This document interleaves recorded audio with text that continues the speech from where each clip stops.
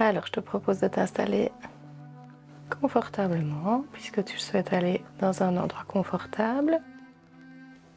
Voilà, tu prends bien le temps, les yeux fermés ou tu fixes un point. Et on va juste prendre un moment pour te centrer sur ta respiration. Voilà, super.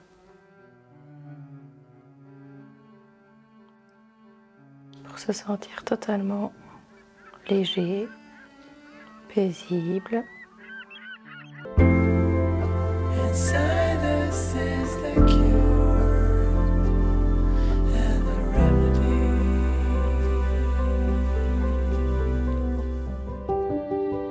Ce projet en oncologie pédiatrique soutenu par le fonds Gerd Noël a commencé parce qu'on a observé chez une population en oncologie adulte l'intérêt de proposer l'auto-hypnose et l'autobienveillance pour globalement améliorer le bien-être de ces patients.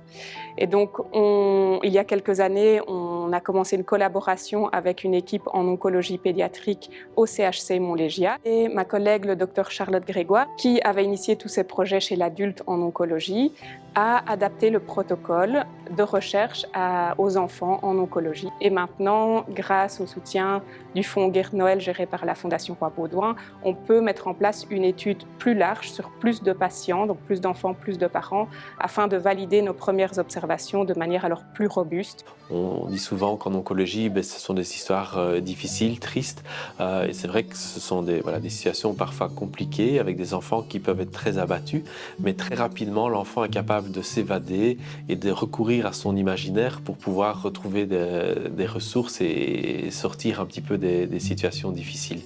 Et donc, utiliser l'hypnose, développer cet outil hypnose chez les patients qui ont déjà un petit peu cette aptitude-là, c'était pour moi une évidence.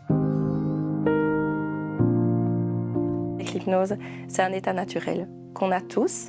Donc, je donne souvent l'exemple d'un trajet en voiture où on a la tête ailleurs et on a oublié qu'on était passé par tel chemin, oublié qu'on s'était arrêté au carrefour, est-ce que le feu était rouge, vert, on n'en sait rien. Et pourtant, on a su consciemment avoir tous les gestes nécessaires pour ne pas faire un accident.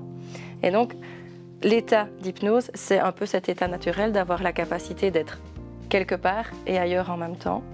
Et l'hypnose, l'utilité de ça, c'est d'utiliser cette capacité pour aller chercher des ressources et réactiver des ressources qu'on a à l'intérieur de soi. Voilà, comme un souvenir agréable qui nous a amené du confort, ou alors activer de nouvelles ressources par justement cette capacité à développer l'imaginaire. Moi, par rapport à l'hypnose, ça m'a beaucoup aidé parce que j'avais des moments très difficiles, que ce soit au niveau fatigue, même mental ou encore physique. Quand j'ai des nausées avec les traitements, j'arrive à me mettre dans mon monde à moi, j'ai envie de dire, dans une bulle, et vraiment, j'entends plus rien autour. Je peux même m'imaginer des fois en train de manger, même quand j'ai une nausée, parce que à des moments donnés, j'arrivais plus à manger du tout. J'arrivais des fois, souvent même, à le manger juste après, et j'arrive à le faire tout seul quand ça va plus, quoi, et ça me remet mieux. Vous êtes content des chiffres là? Donc moi je suis content des chiffres, ici tous les chiffres sont normalisés, Ouais. donc là il y a vraiment au niveau hématologique c'est très bien. On se rend compte dans les maladies chroniques comme dans tous les cancers que c'est aussi important de pouvoir se sentir acteur de sa maladie, de sa prise en charge, de sa vie. Et l'hypnose remet vraiment ce rôle d'acteur à la personne, et chez les enfants et chez les parents aussi qui accompagnent l'enfant. Et on se rend compte que tout ça peut avoir des influences quand même sur le plan médical et peut diminuer certains effets secondaires. C'est l'hypnose, ça. On a essayé à plusieurs reprises de faire des groupes de parole pour les parents d'enfants en traitement, sauf que ils viennent pas. Au moment, en tout cas, du traitement et de la maladie, je crois que c'est trop pour les parents de se dire « voilà, c'est un temps pour vous ». Le fait de proposer quelque chose qui a du sens au départ pour leur enfant, les parents se disent « je participe, mais c'est pour mon enfant ». Bonjour. Ça va? Ça va bien, vous aussi? On était vraiment très angoissés parce qu'il perdait énormément de poids. Puis il souffrait beaucoup avec les chimios. Donc nous autres, on avait le cœur déchiré. Et les ateliers, moi, ça m'a vraiment permis de me poser, de souffler, de prendre confiance et de continuer à pouvoir avancer parce que c'était là, le ciel nous tombait sur la tête et on n'avait pas le choix, il fallait bien qu'on avance. Et moi, toute seule, de ce que moi, je n'arrivais pas à affronter tout, c'était vraiment trop dur. Coucou. Moi, de la voir pleurer déjà, même si je souffre déjà, bah, ça me fait du mal aussi. Et du coup, quand elle était plus...